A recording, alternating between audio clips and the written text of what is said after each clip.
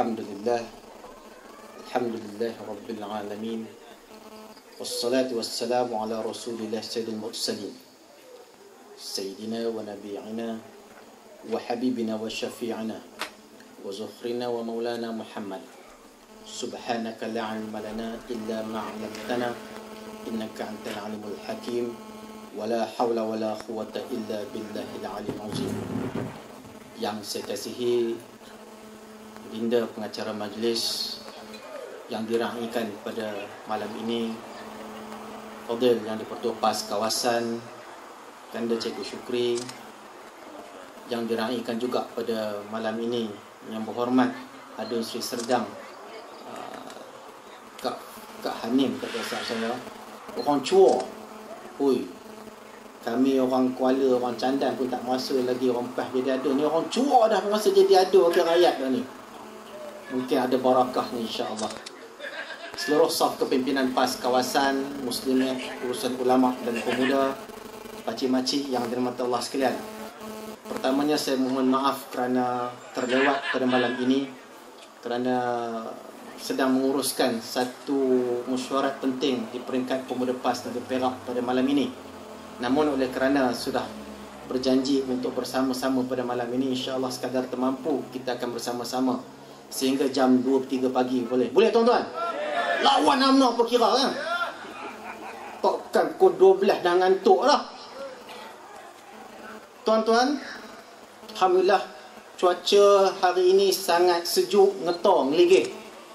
Saya daripada Ipoh tadi sampai hari ini, petang tadi, tengah hari tadi saya pergi ke Batu Gajah, turun ke Lumut sekejap, kemudian terus pergi ke Bukit Gantang, Tepin. Hujan sepanjang masa. Walaupun daerah Tepin mulai minggu depan akan dicatu airnya selama seminggu kerana dikatakan tak ada air, tapi alhamdulillah kawasan-kawasan lain Allah bagi hujan yang cukup lebat pada hari ini. Dan saya yakin kalau kita rasa sejuk, ada satu petua katakan masak sayur kangkung banyak-banyak, dia boleh rasa panas badan insya-Allah. Itu kalau rasa sejuk ngetol lah, sebab hujan saya tak berhenti. Tuan-tuan, tadi tengah jalan balik tengah hari tadi, kami ni singgah makan kat kedai Simpang 4 di Tepin. Biasalah lepas jalan pulang sana Kulu Kelio, berhenti makan saya dengan kawan saya pergi kedai mamak Simpang 4. Makanlah, makan tengah hari mana yang sempat, balun lah. Lepas balun-balun kan biasalah, kita bukan makan banyak mana. Ambil nasi sikit, ambil ayam seketui, ambil teh ais. Kemudian adalah saya kobeh 2-3 biji. Kawan saya pun macam tu, bendi 2-3 ketui. Habis makan, panggil, "Mamak, kira." Macam biasa, mamak datang. 25. Hei, kata. Tinggi. Kira balik. RM20. Dia lari RM5. Tak apalah, lari RM5. Sekali lagi kira. 20. Maknanya dua kali kira RM20. Baik. Okey, RM20 kata. Saya kata, pasal mahal sangat. Ya Allah, ini banyak mahalnya. Tokkan ayam seketui. Kawan saya ambil ikan ni, nama ikan ikan tenggiri seketui. Sayur kobeh sikit, bendi sikit, air, nasi. Tokkan RM20. Ya Allah, dia kata, ini tenggiri suka banyak mahal, RM5. Seketui tenggiri RM5. Saya kata, Mika beli kat mana ni? Itu pasar juga, mahal. Saya kata, pasal habis ayam seketui berapa? Ayam RM5.5. Ayam seketui RM5.5. Ikan tenggiri besar ni RM5. Dah RM10. Yalah, dari segi ilmu hisapnya dia kira betul lah. Lagi RM10. Dia kata, ini nasi satu pinggan RM1.5. Sepinggan nasi RM1.5. 2 pinggan dah RM3. Air berapa? Ini air. Ini air punya ni RM2. Ini Milo ais RM2. Ini ais suam. Ais suam ni 80 sen. Hei, banyak mahal. Ini itu kerajaan juga. Ini apa, ini air tarak. Itu air sudah kering punya, itu hujan tarak. Banyak mahal. Keseluruhan saya makan tadi, saya katakan tadi, saya makan seketui ayam, kawan saya makan seketui ikan tenggiri, sayur sikit, bendi sikit, nasi, air, RM20. Saya rasa saya tak percaya. Tapi inilah hakikatnya tuan-tuan. Hari ini kalau pergi makan, bukan kita boleh dapat 2-3 ringgit kalau sekali makan tengah hari. Mungkin kat Kuala Kangsar, mungkin kat Padang Rengah ni adalah kurang sikit lagi. Non kalau pergi ke Ipoh, kalau pergi ke Kuala Lumpur, boleh tanya YB kita ni, macam mana cara hidup di Kuala Lumpur. Itu sebabnya tuan-tuan, saya tak heran kalau anak-anak kita, adik-adik kita, abang-abang kita, kalau setakat gaji 1,500 duduk di Kuala Lumpur, tak mandang. Bini pula gaji 1,500, 3,000, 2 orang, tak mandang. Sebab apa? Di Kuala Lumpur je tuan-tuan, sewa rumah saja, flat 2 bilik kecil sudah mencangkau RM800. Itu baru sewa rumah, flat kecil. Tak fikir lagi duit minyak nak pergi kerja, tak fikir lagi api air, tak fikir lagi nak makan apa lagi. RM3,000 kau duduk Kuala Lumpur menung. Itu sebabnya baru-baru ini tuan-tuan, beberapa pegawai-pegawai tinggi kerajaan, di antaranya pengarah Suruhanjaya Perkhidmatan Awam, membuat satu komen dalam satu majlis mengatakan mutu, dia kata mutu prestasi kerja pegawai-pegawai kerajaan sekarang ini dilihat begitu merosot. Saya mula baca, apa sahaja dia kata mutu pegawai-pegawai kerajaan yang ada terutamanya di bandar besar merosot.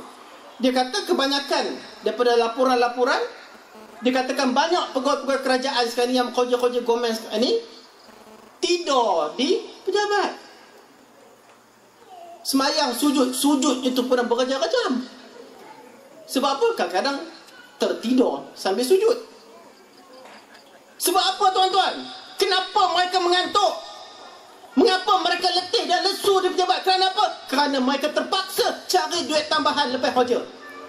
Saya tak heran tuan-tuan kalau hari ini teman-teman kita, anak-anak kita kalau duduk di Kuala Lumpur, habis pukul 5 kerja, pukul 6 dah keluar balik bawa teksi. Habis pukul 5 kerja, pukul 8 malam dah keluar balik jual burger. Sebab apa? Mereka tak cukup dengan gaji yang ada sekadar 3,000, sekadar 1,500 seorang, 3,000 laki bini, tak cukup untuk menanggung anak isteri. Terpaksa habis kerja buat part time, bawa teksi, jaga stesen minyak, buat burger. Inilah hakikat yang berlaku dalam negara kita hari ini tuan-tuan. Dan lebih kesannya kita tengok tuan-tuan hari ini, apabila ramai sangat pegawai-pegawai kerajaan terutamanya, bila buat part time di luar waktu pejabat, bila besok paginya mereka masuk kerja, mereka dalam keadaan yang lesu, letih dan tidak bermaya. Tuan-tuan, sebab apa perkara ini berlaku? Kenapa dulu 5 tahun sudah, 10 tahun sudah, jarang kita boleh dengar kenyataan daripada pegawai-pegawai tinggi kerajaan mengatakan prestasi pegawai-pegawai kerajaan di pejabat-pejabat ini agak merosot. Lani pula kita dengar cerita kata lesu, letih, tak bermaya. Bila kita kaji tuan-tuan, inilah jawapannya. Kerana kos yang semakin tinggi di kampung-kampung, di bandar-bandar besar, kos hidup yang semakin meningkat yang tak masuk akal, menyebabkan anak-anak kita terutamanya, adik-adik kita terutamanya, terpaksa membuat part-time tertentu di tempat mereka. Kita kadang-kadang tak tahu tuan-tuan, sebab kadang-kadang anak-anak kita di Kuala Lumpur ni, mereka tak cerita pada kita. Dia tak cerita pada kita sebab apa? Kerana mereka rasa, ish, malunya aku nak cerita pada mak bapak aku. Mereka fikir hasrat aku bila duduk kerja di Kuala Lumpur, paling kurang aku boleh hantar pada mak aku boleh hantar pada bapak aku RM100, RM200 sebulan. Tapi mana nak cari? Terpaksalah buat part time. Ini anak-anak kita sekarang ni, pakcik-pakcik sekalian. Saya berani jamin inilah situasi kita, yang kita tak tahu penderitaan anak-anak muda terutamanya, mereka yang masih lagi mempunyai anak-anak kecil, nak membesarkan anak di bandar Kuala Lumpur, di bandar Ipoh dan semua bandar besar yang ada hari ini. Tuan-tuan, bila sebut perkara ini baru saya teringat khalifah kita, khalifah utama negara kita, Tuan Haji Najib Tun Razak. Tuan-tuan kenal tak siapa Perdana Menteri kita ni? Tuan-tuan tengok tak latar belakang Perdana Menteri kita ni? Tuan-tuan kena tengok, kena tahu, sebab dia khalifah kita. Dia pemimpin kita. Walaupun tuan-tuan tak gemar pada dia ke, tuan-tuan ngonyen dia ke, tuan-tuan kena tahu apakah latar belakang pemimpin kita. Tuan-tuan, Datuk Seri Najib dilahirkan pada tahun 1953. Seawal umur 24 tahun sudah bertanding, seawal umur 21 tahun, 23 tahun, maaf, sudah dilantik menjadi ahli parlimen. Bertanding di Parlimen Pekan pada seawal umur 23 tahun. Dia antara ahli parlimen yang paling muda dalam negara kita. Setelah kematian ayahandanya Tun Razak, beberapa tahun selepas itu beliau dilantik menjadi Timbalan Menteri. Seawal umur 29 tahun, Haji Najib bin Razak ini telah dilantik menjadi Menteri Besar Pahang. Umur 29 tahun dah jadi Menteri Besar, tuan-tuan. Muda. 29 tahun dah jadi Menteri Besar. Hebat orangnya.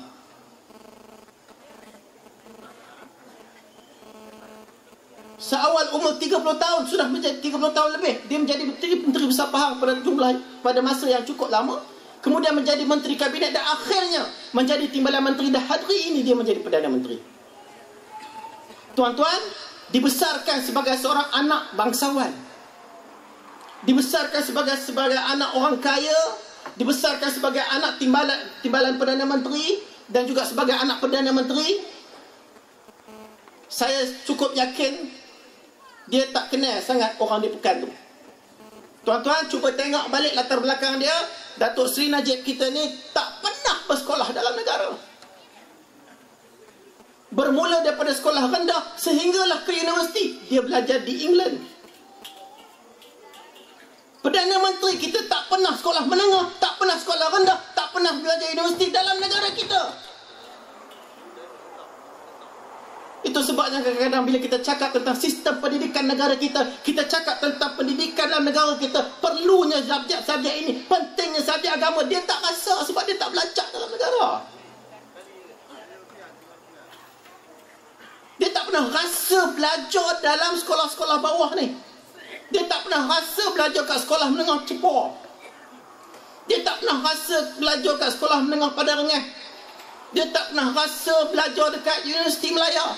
Dia tak pernah rasa sekolah tadika dekat Lenggong. Kerana tempat dia belajar ialah di England, United Kingdom. Tak apa. Rezeki dia sebagai anak orang kaya. Tapi nak khabar tuan-tuan, bila dia tak pernah rasa denyut susahnya orang kampung. Ini masalah dia. Kita cakap orang kampung susah, rakyat sekalian menderita. Dia tak boleh rasa. Sebab dia tak pernah rasa susah dia sebagai orang susah. Tuan-tuan, saya betul lah, walaupun nama raja bukanlah kaya mana pun. Raja Perak ni tara-tara tu je pun. Walaupun kerabat mana pun, saya tak ada lah juga mengending kepada kekerabatan tersebut. Saya juga dilatih dalam keadaan susah, tuan-tuan. Walaupun bapa saya adalah merupakan ayah saudara kepada almarhum Sultan Idris Shah. Ayah saudara betul. Bapa saya dengan bonda kepada almarhum Sultan Idris Shah adalah semua sebapa, adik-beradik semua sebapa. Rapat. Tapi kami tak pernah meletakkan diri kami kepada kekerabatan tersebut. Kami dilatih dalam keadaan susah. Tuan-tuan, saya ingat lagi tuan-tuan. Kalau nak masuk sekolah tu, nak buka sekolah tu, pergi kedai kat Station Bus tu, nak beli kasut sekolah, mak saya akan beli kasut sekolah sinci besar lebih. Sebab apa? Harapan kasut sekolah tu boleh pakai sampai setahun. Ini cerita awal tahun 80-an. Waktu saya mula nak masuk Darjah 1, 81. Kasut sekolah tu besar lebih sinci, tuan-tuan. Kadang terpaksa lah pakai stokin 2-3 lapis nak bagi muat. Kadang jalan dah rupa itik ngelipik. Kasut sinci besar, bayanglah. Mula nak raya, waktu raya, nak masuk raya, nak beli kasut raya, sinci juga besarnya. Ya Allah. Mak kita dengan harapannya kok dapat tahan kasut tu sinci, dengan sinci lepas tu tahan setahun. Kok boleh adik-adik kamu pakai lepas ni? Itu cara mak kita fikir dulu. Baju sekolah kadang simpan untuk kakak pakai, untuk adik pakai. Susah zaman dulu. Saya pernah rasa. Tapi Perdana Menteri Najib pernah rasa atau tidak? Agak-agak pernah rasa atau tidak? Tak pernah. Bila kita cakap barang naik, kita cakap rakyat susah, dia tak boleh rasa. Tapi saya tak marah juga kat dia. Rezeki dia. Tapi apa yang saya katakan, tolonglah rasa, faham, denyut nadi susah senang orang kampung. Rasalah bebanan yang orang rakyat dalami hari ini, yang nak bernafas pun payah.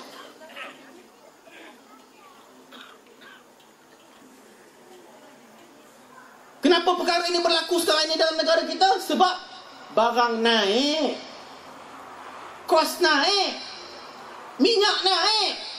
Bila minyak naik, barang naik, kos naik, segalanya akan naik. Sebab apa naik? Sebab kerajaan tarik subsidi. Kerajaan tarik subsidi gula, kerajaan tarik subsidi minyak, kerajaan tarik semua subsidi. Bila kerajaan tarik subsidi, maka barang akan naik. Kenapa ianya terjadi? Sebab apa? Kenapa kerajaan tarik subsidi? Sebab apa? Kerana kerajaan negara kita dah tak ada duit. Sebab apa tak ada duit? Sebab rasuah. Sebab apa tak ada duit? Sebab boros. Sebab apa tak ada duit? Sebab tirih. Yang geramnya bila kita cakap pada orang kampung, cakap pada orang Melayu, yalah siapa buat rasuah, akhirat kelak kau mau kena lah. Betul lah. Saya tak nafikan bila kita siapa buat rasuah, akhirat kelak orang tu kena. Tapi dia kena ingat, bila berlakunya rasuah dalam negara kita, cukup banyak berlaku boros dalam negara kita, berlaku banyak sangat kejelisan dalam negara kita, siapa yang kena nanggung kesan? Adakah menteri-menteri? Adakah wakil-wakil rakyat UMNO? Tidak, yang kena tanggung kesan ialah kita. Bila rasuah cukup banyak, bila bocor banyak sangat, bebanan tu jatuh pada negara, kesannya siapa? Rakyat. Contoh, bila kerajaan tarik subsidi, apa jadi? Barang naik. Itu kena fikir. Jangan duk fikir, oi, siapa makan rasuah akhirat kelak kena. Memang dia akan kena. Tapi sekarang ni kita nak buat macam mana? Kita nak selesaikan macam mana masalah rasuah ni? Kerana kesannya kepada rakyat. Itu yang rakyat kena faham. Tuan-tuan, isu rasuah ni bukan baru, tuan-tuan. Ya? Saya masih ingat lagi, tuan-tuan, saya kalau saya cakap, saya takkan jenis reka gitu-gitu. Saya akan buat rujukan terlebih dahulu. Baru-baru ni saya dah buat satu rujukan di Parlimen Malaysia. Tuan-tuan, di Parlimen kita, tuan-tuan, apa je yang diperkatakan, diperbincangkan oleh wakil-wakil rakyat kita di Parlimen, ianya akan disimpan, direkod, dicatat. Saya dah rujuk dah. Ketika Tun Hussein On lagi, berlakunya ketirisan atau perasuah yang cukup tak terheran ni. Tuan-tuan, ingat tak zaman Tun Hussein On, saya tak tahu siapa jadi askar sini, dia mesti tahu. Zaman Tun Hussein On, siapa kerja askar patut tahu benda ni. Zaman Tun Hussein On, tuan-tuan jangan lupa, tahun 80-an ketika tu, seawal tahun 70-an, Maggi reganya 35 duit. 3 kupang 5 duit. 35 sen. Susah sampai tu cakap orang Perak tak reti. Berat orang cuar. 35 sen sebungkus. Tapi tuan-tuan tahu tak, Kementerian Pertahanan beli sebungkus Maggi berapa, tuan-tuan? Tak mahal. Jadi RM3 2 kupang. Ini tertulis dalam rekod Parlimen. Dalam rekod Parlimen tulis Kementerian Pertahanan Malaysia beli Maggi berharga RM3 2 kupang sebungkus. Siapa tak tahu Maggi harganya 35 sen seawal tahun 80-an. Lah, depan mata ni. Ya Allah Akbar. Tuan-tuan ingat tak tahun 1990? Tak tahu orang cuai, ingat tak lagi? Tahun 1990, Kerajaan Malaysia beli pesawat-pesawat pejuang bernama Skyhawk. Beli tak silap sampai 100 biji. Pesawat second hand Skyhawk daripada kerajaan Amerika, tiba-tiba tak boleh bawa balik Malaysia. Sebab apa? Salah beli. Ya Allah, bukannya beli kapal terbang mainan. Bukan sebijinya RM2.7. Sebiji belas-belas juta. Beli 100 biji, tiba-tiba kapal terbang tersebut tak boleh dibawa balik ke Malaysia. Sebab apa? Silap beli. Kau mau pakai duit siapa ni?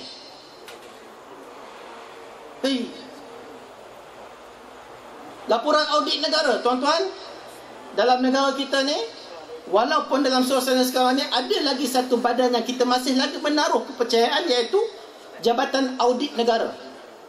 Jabatan Audit Negara ni tugas dia setiap tahun dia akan cek balik perbelanjaan-perbelanjaan yang dibuat oleh kerajaan, sama ada di peringkat kerajaan pusat, kerajaan negeri, kerajaan tempatan, majlis daerah, majlis perbandaran, segalanya dia akan cek balik. Tahun lepas punya laporan audit negara menyatakan dengan jelas, sebuah jam berharga RM100, sebuah jam berharga RM100, tetapi Kementerian Penerangan Malaysia beli dengan harga RM3,300.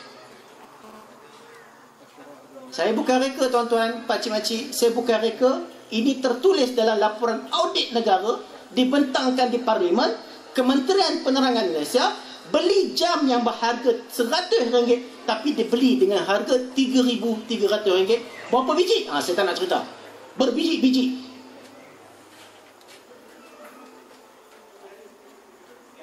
Jangan lupa juga, tuan-tuan, dibentangkan dalam Parlimen Malaysia, Kementerian Dalam Negeri. Kementerian Dalam Negeri melaporkan pasukan polis negara kita telah kehilangan hampir 44 biji pistol. Pistol hilang 44 biji. 156 buah gari. 26 biji kereta polis. Kereta polis hilang. Allahu Akbar. Ini bukan reka, tuan-tuan. Bukan memento. Saya kalau silap cakap, orang nak saman saya, silaplah. Ini dibentangkan di Parlimen. 44 biji pucuk pistol hilang. 156 biji gari hilang. 25 biji kereta polis, peronda polis hilang. Apa cerita ni? Jadi ini benda-benda yang kadang-kadang kita sebagai orang yang boleh memikir, yang ada lagi kewarasan untuk fikir, tak boleh terima, tuan-tuan. Polis yang memang kita harapkan, yang memang diamanahkan untuk menjaga ketenteraman, tapi boleh hilang 44 biji pucuk pistol. Risau, tuan-tuan. Jangan main-main, tuan-tuan. Hilang sebutir peluru saja hilang, sudah boleh membahayakan keselamatan negara. Ini kan 44 pucuk pistol.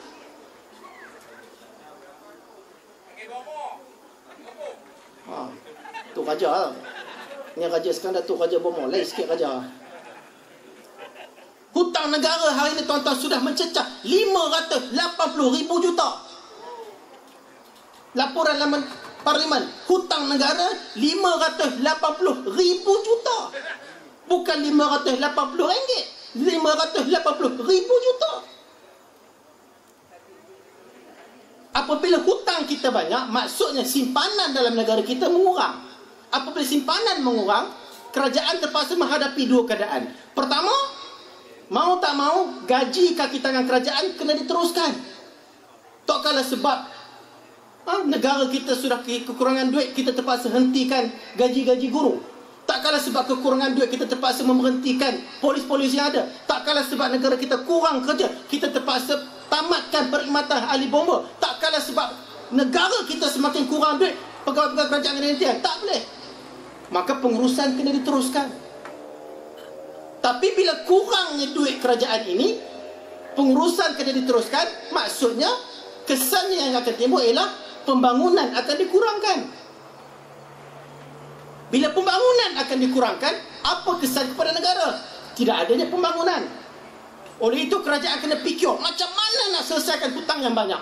Kena fikir macam mana nak selesaikan duit negara yang semakin lama semakin kurang. Inilah bezanya Perdana Menteri kita. Sebab Perdana Menteri kita ini seorang yang hebat, okey, tak pernah rasa susah. Yang ketika dia jadi menteri besar, ketika dia jadi timbalan menteri, ketika dia jadi menteri, dia hanya tahu angka saja. Dia hanya reti tengok graf. Graf tu naik, mana duit banyak. Kalau graf tu turun, duit sikit. Kalau angka tu banyak, mana duit banyak. Kalau angka tu sikit, duit sikit. Jadi sebagai seorang ahli politik yang tak pernah rasa susah, dia hanya fikir, macam mana aku nak banyakkan angka? Daripada 4 angka, nak jadikan kepada 10 angka untuk tabung dan kantung kerajaan. Macam mana aku nak banyakkan, nak naikkan balik graf? Graf yang dah turun bawah ni, nak naikkan balik ke atas graf kepada kantung negara. Jadi aku mau tak mau, aku kena fikir untuk naikkan kantung, naik tu ke atas. Oleh itu, apa caranya? Salah satu kaedahnya yang paling kita takuti, yang akan mula dilaksanakan pada tahun hadapan, ialah cukai GST. Gasak sampai tumbang. Tuan-tuan, kerajaan nak laksanakan GST tahun hadapan. Kerajaan dah putus, mau tak mau dia akan cuba laksanakan cukai GST. Bahasa orang putih yang kata good service tax. Bahasa kitanya, gasak sampai tumbang. Tuan-tuan, kita bukan menghalang ataupun kita bukan nak bantah tak tentu pasal. Kalau kita jadi kerajaan, kalau Pakatan Rakyat jadi kerajaan pun, kita akan kenakan cukai. Tetapi tuan-tuan, cukai yang nak dikenakan kena berpatutan. Cukai GST yang nak dibuat oleh kerajaan ini akan dikenakan pada seluruh rakyat Malaysia. Sedangkan dalam Islam, kalau nak kenakan cukai, kena tengok pendapatan mereka. Kena tengok pendapatan mereka. Kalau kamu gaji RM1,000 sebulan, anak kamu ngonyot, bulan-bulan bayar banyak, kena pinjam lagi duit, tak wajib kena cukai. Dapat pula silap gaya zakat umpamanya. Itu cara Islam. Kalau kamu gaji RM5,000, anak kamu seorang, bini kamu seorang, hutang tak ada, kenalah cukai. Itu kaedah Islam. Maksudnya cukai kita akan kenakan, tapi kena tengok keadilan ataupun kemampuan ataupun pada orang. Bukan nak main balon semua orang kena bayar cukai. Itu sebabnya Tuan Guru Presiden PAS mengatakan GST ni haram. Itu pandangan Tok Guru Presiden. Sebab apa? Kerana cukai GST ni akan dikenakan pada seluruh rakyat Malaysia. Tak kira kamu kaya ke, kamu miskin ke, kamu cikgu ke, kamu penoreh ke, kamu guru ke, kamu tukang kebun ke, kamu kerja, kamu tak kerja, semua akan kena GST. Contoh, apa juga barang-barangan yang kita beli sekarang ni? Kita pergi kedai supermarket, pergi Pekan Kuala Kangsar, walaupun kita pergi kedai tu kedai macam kedai kampung aja, nak beli apa? Nak beli tembikar sekilo. Bagi tembikar sekilo berapa? Sekilo RM7. Woi, mahalnya. Dulu bukan kena RM1. Dah kena cukai GST, kami terpaksa naik RM10. Contohnya, nak ngaburnya, bila GST ini dilaksanakan, semua barang-barang akan dikenakan cukai. Barang makan, nasi lemak kau mau makan kat warung pun akan kena cukai. Nampak macam lawak makan nasi lemak pun kena cukai. Makan roti canai pun kan nampak macam lawak. Tapi inilah GST yang akan dilaksanakan kerajaan tahun depan. GST adalah merupakan cukai yang akan dilaksanakan pada semua barang-barang yang ada dalam negara kita. Tanpa kira kamu kaya, kamu miskin, kamu kaya, kamu miskin, kamu kaya, kamu miskin, kena GST. Inilah cara Najib Tun Razak nak banyakkan balik kantung kerajaan. Ya, betul, dia nak banyakkan balik kantung kerajaan, kita faham. Tapi bukan dengan menekan rakyat, bukan dengan menyusahkan rakyat, bukan dengan memenangkan rakyat. Sebab apa nak kena GST? Siapa yang nak? Siapa yang nak GST ni? Siapa?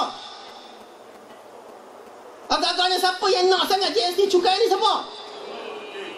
Orang kampung, koma lah, koma undi barisan lagi. Bukan Najib laksanakan je. Yang nak ni orang kampung, orang Padang, orang Chua, orang Lenggong, orang Kuala, orang Candan. Pakatan Rakyat dah offer dah, Pakatan Rakyat dah tawarkan dah pilihan raya orang baru ni untuk kita mengambil alih kerajaan, untuk kita membuat perubahan, Tak pula dapat bering 500. Allah, apa nak lagi ya Allah. Menitik air mata setengah tu dapat beri. Ya Allah, selesai masalah penderitaan yang saya hadapi selama hampir 15 tahun. Ya, RM500 selesai penderitaan 15 tahun. Ada juga orang Melayu boleh cakap macam tu. Ambil, dia bagi, ambil. Dia bagi, ambil. Tetapi janganlah kita duk ngundi dia juga.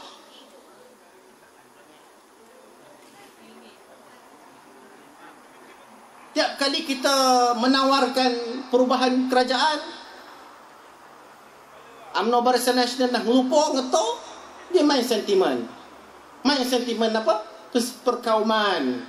Main sentimen agama. Main sentimen Melayu. Kalau apa? Kalau pas diundi oleh orang Melayu, maka Perdana Menterinya adalah Lim Kit Siang. Kalau PAH diundi oleh orang-orang Lenggong, kalau PAH diundi oleh orang-orang Padang, maka Menteri Besarnya adalah Ngah Komeng. Saya tak tahulah ilmu hisab orang Melayu ni macam mana, tuan-tuan. Di Perak, tuan-tuan, di Perak Pilihan Raya baru ni, tuan-tuan, PAS bertanding 22 kursi. PAS bertanding 22 kursi. PKR bertanding 20 kursi. Maaf, 19. PKR bertanding 19 kursi. DAP bertanding 18 kursi. Tuan-tuan, PAH bertanding 22 kursi, 22. DAP bertanding 18 kursi, 18. Adakah ilmu hisab orang UMNO 18 tu lebih besar daripada 22? Gamaknya ya kot. Risau. Kalau PAH menang semua 22 kursi ni, alamat DAP lah jadi menteri besar. Sebab apa? Sebab PAH ada 22. Habis DAP ada 18. Gamaknya gitu kan ilmu hisab kita ni.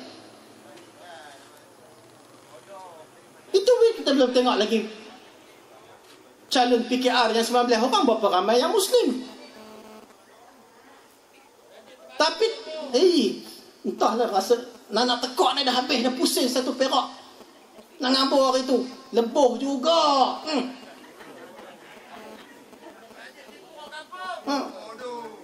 Di peringkat parlimen umpamanya, di peringkat parlimen, tuan-tuan, calon Pakatan Rakyat, calon Islam Melayu Pakatan Rakyat melebihi 14 orang daripada calon Islam Barisan Nasional. Lebih 14 orang. Saya ulang, di peringkat parlimen, calon Pakatan Rakyat melebihi 14 orang daripada calon Islam Melayu Barisan Nasional. Pun kata Lim Kit Siang jadi Perdana Menteri, saya pun tak tahu nak ngabur macam mana dah.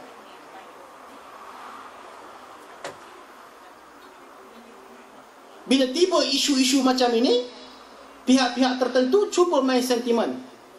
Kalau kita ingat balik sentimen, kalau di Selangor ni isu apa? Isu kepala babi. Bila berlakunya isu-isu, UMNO Barisan Nasional sudah berada dalam ketakutan, UMNO Barisan Nasional dah ngelabah, main isu apa? Bakar gereja yang berlaku di Pulau Pinang. Isu apa? Bom petrol. Tuan-tuan, saya nak cakap sikit. Pasukan keselamatan negara kita ni, pasukan polis kita ni terutamanya, adalah merupakan pasukan yang dilatih oleh pihak British. Sebelum kita merdeka dan selepas kita merdeka ada sekejap, dilatih oleh pihak British. Bermaksud pasukan keselamatan kita ni, polis kita ni di antara yang terbaik dalam dunia. Dan nak maklum juga pada malam ni, SB Special Branch Cawangan Khas yang ada dalam negara kita ni adalah di antara SB Cawangan Khas yang terbaik dalam dunia. Terbaik dalam dunia. Ini diiktiraf oleh polis-polis antarabangsa. Polis Malaysia di antara yang terbaik, SB Cawangan Khas di antara yang terbaik dalam dunia. Tapi bila tiba isu lempar kepala babi ke masjid, sampai hari ini tak boleh jumpa siapa buat. Bila tiba isu bakar gereja, tak tahu siapa buat. Sedangkan SB kita yang terbaik. Tuan-tuan kalau baca dalam surah bawah balik, isu lempar kepala babi di masjid, orang mesti cah siapa lagi kan. Tapi bila kita fikir balik, kepala babi tersebut yang dijumpai, yang dilemparkan ke masjid, rupanya dibungkus dengan kain 2-3 helai. Buka-buka baru nampak kepala babi. Akal, ikut logik masuk akalnya. Kenapa perlu dibungkus? Kalau yang membalik yang nyampak itu orang bukan Melayu, India, Cina, pegang je lah telinga tu, campak je lah. Kenapa nak bungkus elok no? Mesti kalau dia seorang Melayu Islam, dia nak megang, nak cekuh pun tak berani sebab babi. Tapi kalau orang bukan Melayu, ganganya dia boleh cekuh telinga tu, campak tu faham apa saya cakap tu terfikir, kenapa elok benar bungkusnya kalau babi ni pun campak ke masjid. Kalau orang Cina ke orang India ke, maaf cakap, mesti dia campak gitu je, dia tak ada hair pegang hidungnya ke, kepalanya ke, telinganya ke. Tapi orang kita ni bab-bab tu sensitif. Tapi yang herannya juga, sampai hari ini tak selesai, tak dapat cari siapakah yang malingnya. Oleh itu tuan-tuan, kita kena buka kepala otak kita ni, kepompong kita ni kita buka. Kenapa perkara ini berlaku? Rakyat kena buka kepompong, kena buka kepala otak ni, bahawasanya insya-Allah tanpa Barisan Nasional kita boleh hidup. Baru-baru ni tuan-tuan, Perdana Menteri Umum dia kata untuk bersama dengan rakyat, dia kata untuk nak menunjukkan bahawasanya kerajaan memang bersama dengan rakyat nak menghadapi kenaikan harga barang, menghadapi kos yang tinggi ini. Maka sekarang ini saya umumkan semua jemaah menteri dan juga timbalan menteri potong 10% allowance hariannya. Potong 10% allowance harian. Tuan-tuan, orang menolak tepuk tangan, senyum sampai ke telinga semua. Bagus Perdana Menteri kita yang bagus, menteri 10% tolak. Orang Melayu, ya Allah, inilah menteri, inilah pemimpin kita, sanggup tolak 10% allowance kerajaan. Kamu tahu tak menteri allowance kerajaan ni berapa? Menteri allowance kerajaan dia berapa? Tak banyak, 20,000. Tolak 10% saja. 10% berapa? 2,000. Ada balance berapa? 18,000. Itu baru allowance kerajaan. Belum gaji dia. Menteri ada berapa jenis allowance? Menteri allowance berjenis-jenis. Itu baru satu allowance, tolak 10%. Orang Melayu dah tenganga. Ya Allah, pemimpin, ya Allah, menteri. Kagum, sonok. Baru tolak RM2,000, kita dah, ya Allah, inilah pemimpin berjiwa rakyat. Dia dapat rasa susah senang orang kampung. Tolak RM2,000, RM18,000, tak darah apa lagi. Tak kira gaji dia lagi, tak kira allowance lain.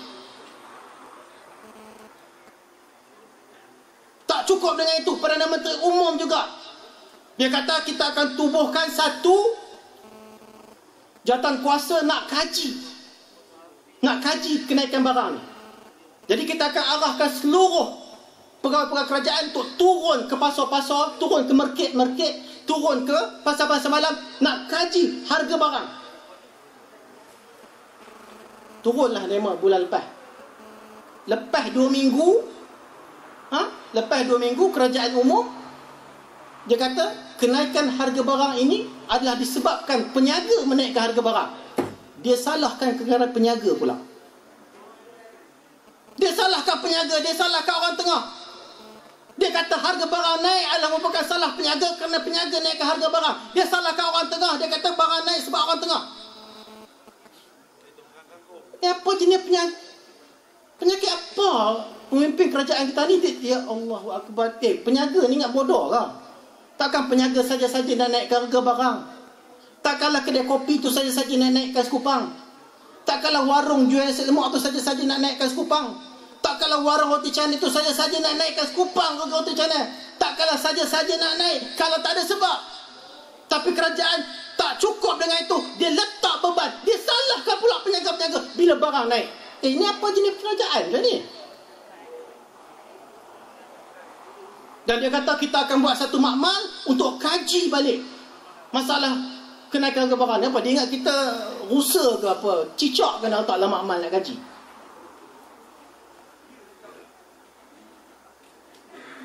Dua bulan lalu pula kerajaan isytihar oleh kerana nak memastikan kos hidup rakyat ini dapat dikawal, maka dengan ini kerajaan mengisytiharkan tidak ada kenaikan tol untuk sepanjang tempoh 2 tahun.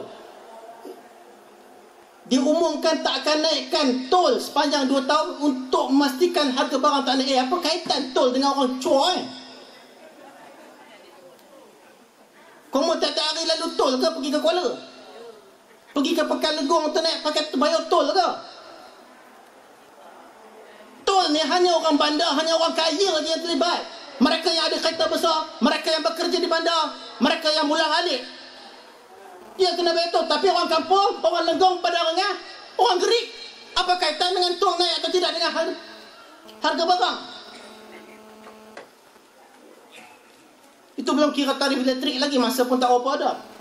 Tak kira dengan tarif elektrik lagi. Tuan-tuan, cukuplah tuan-tuan. Tu saya katakan, saya dah berapa kali dah berdiri sini ni. Cukuplah. Tiap kali pilihan raya, bagi RM50, bagi BRIM, lebur. Tuan-tuan ambil, ya, saya tak kata kerajaan bagi duit, ambil. Bukan duit mereka, duit kita, ambil. Tapi cukuplah dengan pemborosan yang cukup. Cukuplah dengan ketirisan yang ada. Cukuplah dengan perbelanjaan yang tidak berhemah. Tengok, Menteri Besar Terengganu. Menteri Besar Terengganu membelanjakan RM850,000 pergi ke Kutub Utara, tempat sejuk salji ni. Sebab apa? Nak tengok tentang perbezaan cuaca di antara di negeri Terengganu dengan Kutub Utara. Belajar tentang apa? Setitik salji pun tak ada kat Terengganu tu, nak banding dengan tempat ada salji. Apa? La ilaha illallah. Tuan-tuan, perbelanjaan negara, perbelanjaan pemimpin-pemimpin yang tidak berhemah perlu kita hematkan. Tuan-tuan, kaji balik, tengok balik perbelanjaan kos pertunangan anak Perdana Menteri kita. 2 orang anak dia. Kos perbelanjaan bertunang saja mencecah RM400,000. Saya bukan reka tuan-tuan, bukti ada apabila didedahkan oleh hotel yang menjalankan proses pertunangan anak Perdana Menteri kita. Nama saya lupa nama anak Menteri PM kita ini. Rosmah Mansur tuan-tuan. Mewakili negara untuk satu persidangan wanita di Qatar. Berapa dia habis? Tak banyak, RM489.46. Sebab apa? Kena terpaksa naik jet. Sebab apa? Nak bawa seorang isteri Perdana Menteri ke negara Qatar untuk menghadiri satu persidangan, habis RM426,489.64. Sedangkan isteri Perdana Menteri boleh naik kapal terbang biasa, ambillah first class ke business class ke kelas pertama, hanya baru RM15,000 aja. Tapi hanya nak bawa seorang, terpaksa sewa seluruh kapal terbang, habis belanja RM426,000. Ini apa ni? Orang Cua masih ada lagi yang makan nasi tak berlauk. Orang Lenggong masih ada lagi yang tak makan pagi, hanya makan jamak, makan tengah hari dengan jam makan malam. Anak-anak masih ramai lagi tak bersekolah di banyak tempat. Tetapi pemimpin-pemimpin kita tak pernah fikir tentang susah senang pun rakyat dan juga penduduk. Inilah Perdana Menteri kita yang kita perlu tukar, yang kita perlu pastikan pada pilihan yang akan datang mereka ini ditukarkan. Saya mengharapkan orang pada rengah, sama ada di parlimen ini, di DUN ini, janji dengan kami, dengan pada PAS dan Pakatan Rakyat, bahawa insya-Allah sekiranya diberikan peluang pada pilihan raya ke-14, kita akan pastikan bahawasanya rakyat akan terbela, rakyat akan menerima nasib yang baik, rakyat akan mendapat satu kepuasan dalam bernegara, dalam bernegeri, dengan kita memastikan UMNO Barisan Nasional akan ditukarkan. Lepas ini tuan-tuan, balik lepas minum kopi sambil makan roti canai, cakap pada kawan-kawan kita, cakap pada jiran-jiran kita, cakap pada anak isteri kita, bahawasanya pada pilihan raya umum ke-14 kita akan pastikan UMNO Barisan Nasional ditukar. Boleh atau tidak tuan-tuan? Sekadar itu yang mampu kami berikan, insyaAllah. Sekian, wabillahi taufiq wa hidayah. Wassalamualaikum warahmatullahi wabarakatuh. Takbir.